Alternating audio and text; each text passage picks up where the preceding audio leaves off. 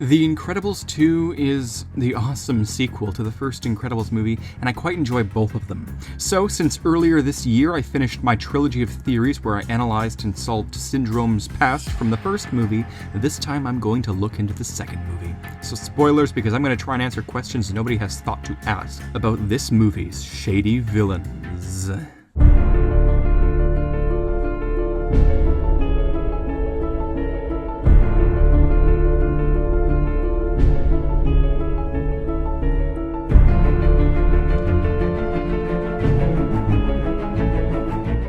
Hello, I'm the Theorizer, and little Miss Evil Endeavor over here has a shady little plan that extends far beyond our knowledge base of things. I think some pretty drastically epic things sometimes, and this is no exception, because I think good guy Winston knows some things. I'm not even going to hesitate in getting straight into this, because I have a theory that the whole screenslaver character was partially his idea. I'll explain why in a minute, but basically his whole plan to bring supers into the limelight needs a catalyst, and a big new villain is obviously the best way. What he didn't know was that Evelyn continued to be the screenslaver and used it to her grander plan. I seriously doubt he knew of her super mega planning though. As Evelyn says, Winston would likely try to sell the hypnosis tech. Also, he asks what Evelyn has done when she hypnotized the people on the boat. I do think he knew about her tech a little bit, but again, I'll explain in a minute. Most of this is all observed in his sheer reactions throughout the movie. They aren't nearly as shocked as they should be. His reaction to her imprisonment, it's so freaking nonchalant. Now, I'm not saying he knew everything, I'm just suggesting that he could tell something was always kind of up with his sister's plans. And this should be obvious based off of his very superficial reactions throughout the movie, but how deep does his knowledge truly go? And was he also behind the publicity stunt that was the screenslaver? So Evelyn, despite her hatred of supers, honestly liked Elastigirl a bit, and her plan was clearly to control Helen without Helen figuring anything out. She did like her. The only problem, of course, is Helen's clever intuition, but here's where things sort of fall apart for me. It's not like Evelyn was even trying all that hard to conceal her evil. It's basically like she wanted to be found and knew it was inevitable. She's so cautious, but she makes enormous logical mistakes, like how would the screenslaver know Elastigirl specifically would magically return into the spotlight? How would the screenslaver know to give such tailored messages to her, like on the train monitor? This is all easy stuff for an average person to figure out, and that it would lead back to the Devers, but Evelyn makes these huge mistakes, and the bizarre computer one is where Elastigirl figures it out. Even Helen comments on the laziness, but same elaborateness of the screenslaver. The screenslaver act basically was, as the movie says, very smart, but easy to discover, and this same thing applies to Evelyn herself, and she acknowledges it. She's just too smart to be stupid. I mean, she allowed the screenslaver's screen to be tuned in to Elastigirl's suit cam. That isn't something she needed to do. It's actually a flat-out hindrance, and it's very intentional. It's like she casually wanted to be discovered, is my point here. And Winston's reactions are the same kind of nonchalant extreme. He doesn't even question, and neither does Elastigirl, how the police knew suspicious activity was going on before the train derailed. Yeah, from like the police scanner. Hold on, yes, how would the police know about the screenslaver's suspicious activity prior to the monorail if it was all via remote hacking? It's like it's all staged by these two, particularly Winston, who has indeed confirmed that he loves staging things and bringing things back for nostalgia. Now, I don't know if the police were actors or hypnotized, but it doesn't matter at all because this isn't even an evidence point, it's just an additional tangent. It's one of those things where you have to look at the characters' reactions because Pixar does control every facial aspect of these guys. He kind of creepily and fakely smiled as he gave Elastigirl the screenslaver's mask as a memento, like he always had the power, and now he's giving her the result of their super propaganda. And again, his lack of any shock when Evelyn is revealed, it is astonishing. He doesn't want to believe it, and he masks it with unbearable charisma, but he knows it.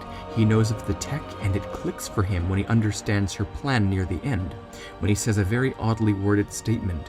"What did you do?" As if they both knew there was something that she could have done. He knows she's suspect. He is very clearly aware of the screenslaver's falseness. That's not all. On the yacht, when she takes him, he asks where the others are, and she casually just says, "Still hypnotized," as if he'd know that was possible. He follows it up by asking the "what did you do?" which means he does know of the hypnosis tech. And I mean, of course he knows about the technology because he knew about the screenslaver's weapons, but what I mean is that he instantly attributes it to Evelyn, as opposed to thinking the screenslaver was just never caught or something like that, because he knows.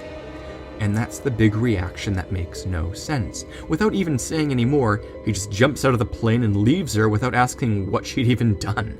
He knew, because he was a part of the scheme to use the screenslaver. He knew it was Evelyn's hypnotech, but then he says things like, "Did you make them new masks?" Which means there are still parts of her plan he doesn't know about. It, oddly, in a very intuition-based way, comes together. He figured this out immediately, and she basically stopped trying to save him from the boat crash. What a crazy woman. Evelyn has an almost set plan prior to Elastigirl being dehypnotized by Jack-Jack. She kind of just screams out random phase numbers to her minions without any of her set phases or plans seeming to change after Elastigirl's dehypnotization. It's like she expected them to be saved, but she still looks distraught. Insanity is genius, Evelyn. As does that apply possibly to the eternal child of extroverted feeling that is Winston Dever over here, Mr. Undying Charisma in the face of abject fratricide. They lie! Violet says Evelyn probably won't get a serious prison sentence because she's rich, and Winston silences Violet with passive-aggressive charisma, as if to imply that, yeah, he'll bail her out promptly. He says he has a good feeling about the supers near the movie's end, and even Frozone is all like, should I be worried? Evelyn's ultimately fine with everyone figuring out that she's evil, but she blatantly lies to Elastigirl about Winston's involvement, claiming Winston would market the hypnosis as a fairly good excuse for his very subliminal actions. She doesn't want his creation of the screenslaver to imprison him, not out of care or love, but so that when she goes to jail, he'll be innocent enough to debate her freedom. More on that in a second. Screenslaver is all stunt work and acting, with a real person in the mix. Telecommunication controls what you see. The Devers did this as a publicity stunt to give Elastigirl a reason to be able to come into the spotlight. Evelyn agreed with this so that she could eventually force all these supers who are now in the spotlight to come in like villains and destroy everything, etc. Minor villains like the Underminer and basic burglars definitely aren't enough and are rare as it is, so they created a supervillain. Easy. Evelyn just took it way too far, and Winston is covering it up very casually. The pizza guy acting as the screenslaver was only used at the very end when Elastigirl caught him. Everything else was Evelyn. Everything. Elastigirl honestly should have figured out the Devers sooner, as the message did literally say, "Welcome back, Elastigirl." It was her test, and nobody else knew of her return to be. In fact, I'm pretty sure Evelyn tried so hard to save Winston from the conspiracy that they both knew about, because again, if he was arrested too, then nobody would bail them out of prison and argue their release. Shifty. I might even be prompted to say that Winston brought the Underminer into the spotlight too. Dude, Mr. Miner, like seriously, your cliche goal is to undermine peace and happiness and steal a bank, and Winston's right there, by plan, to bring out the supers to fight a villain they used to fight, as Mr. Incredible acknowledges the Underminer. Also, Winston would be able to talk to Frozone. Bingo, boy! And the whole concept of the screenslaver character really seems to be a hindrance to Evelyn's evil plans. The world to her hypnosis, technology, but it just would lead to more suspicion around her. Evelyn used the screenslaver as a distraction that was not needed. Elastigirl had no reason to suspect Evelyn until the screenslaver was caught.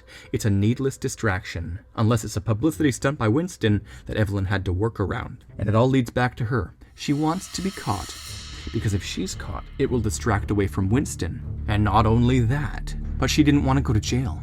It's all a big message she's sending about supers. Now everyone has a seed of doubt planted in their mind, and don't trust their screens. So yes, I think Winston was a part of the creation of the screenslaver, but he didn't know about the following madness planned by his sister. This movie's great, and I do have more theories. Here's some cool additional things to think about. The Devers' parents, my biggest questions revolve around them. They were fans of supers, but for some reason they felt the deep need to have multiple direct phone lines to supers and a safe room. Like, are the Devers really that sought after by criminals? What was the message behind the robbers? What was their goal? This is the main thing I've been pondering over since the movie's release to theaters, and in January, I'm going to get out a video explaining it. Don't take my idea, fellow YouTube theorists. I think it all has ties to wanting the illegalization of supers, and there's so much in the beginning scenes of The Incredibles' glory days that point to so much people have yet to analyze. I have the theories I'm making the video after Christmas, soon. I don't think the Dever kids had their father killed or that the father had killed himself, but it is all quite suspicious, since they seem to know everything he did, going up to the phone, getting shot, etc., but they were in the safe room. I think whomever sent the robbers to do whatever they planned to do wanted an evil Evelyn, and I feel like Evelyn doesn't want revenge on supers as much as she does the people who killed Daddy Dever. Illegalization, hence the ambassadors on the boat to kill. So until then, subscribe and click the bell for notifications. Make sure you select all so you'll be notified when the next video comes out, because we aren't done here. Until then, I'm the Theorizer.